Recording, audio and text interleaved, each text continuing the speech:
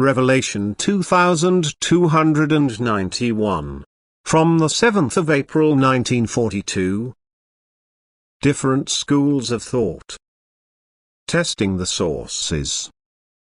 People are fighting a battle against each other that is far worse than world events at the time of. These are the different schools of thought whose representatives fight all the more tenaciously the more their views are refuted. And this constant battle against each other only results in the fact that each one has to be suppressed by the one who alone is the truth and who wants to guide the truth to earth. For if people support a school of thought which does not correspond to the truth, this is a distancing from God as truth himself. Every spiritual battle is only justified when the fighter is in recognition. Then he should also stand up for what he has recognized as truth. It is true that every representative of his school of thought believes himself to be in knowledge, and therefore he also considers himself entitled to fight. But there is one thing a person does not take into account: that the origin of his knowledge is decisive for the truth of it. As soon as people do not have the same opinion, different sources of their wisdom must also be inferred. And this source is therefore the first thing that must be subjected to criticism.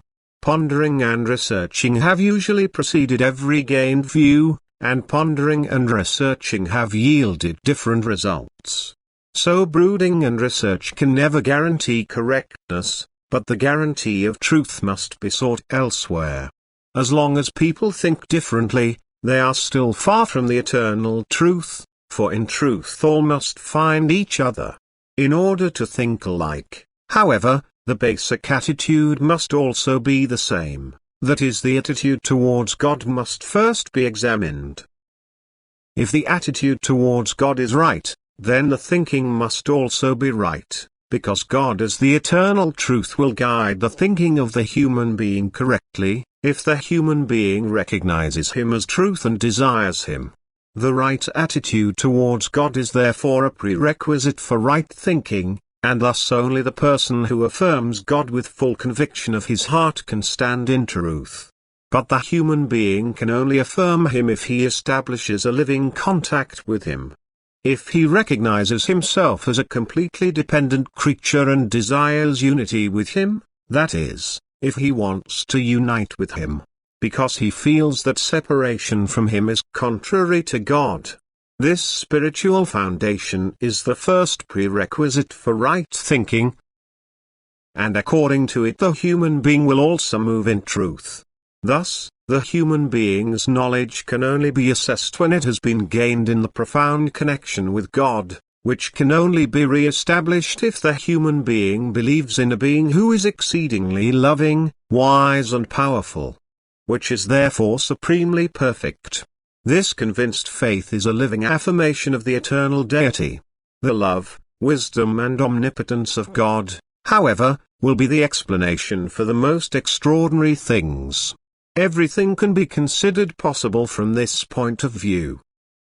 But the human being who does not yet stand in truth will reject everything which the person standing in truth justifies with divine love, wisdom and omnipotence, because he lacks faith in such a perfect being. Consequently, he does not unite with this being and cannot be taught by him. And those who teach him are people who are not above human error. Their opinions may be conjectures, but they can never claim irrefutable wisdom. Rather, a person who knows the truth will easily succeed in refuting them, because nothing is alien to him and he is introduced to the most profound wisdom through intimate contact with God. And thus people who advocate different schools of thought should always first make the effort to clarify their opinion of God, and then it will emerge who is closest to the truth, for it will inevitably be where the deepest faith in God is rooted in the human being. For this person is in union with God, and he can also consider himself to be taught by God as soon as he approaches God himself for the truth. Thus he receives his knowledge directly from the one who is truth in himself. The will for God and the desire for truth are the guarantee that God will express himself and distribute the truth. And thus people should not fight each other but examine and then accept what seems inwardly acceptable to them. And if the will for truth is strongly developed in a person, the realization will come to him very quickly. Amen.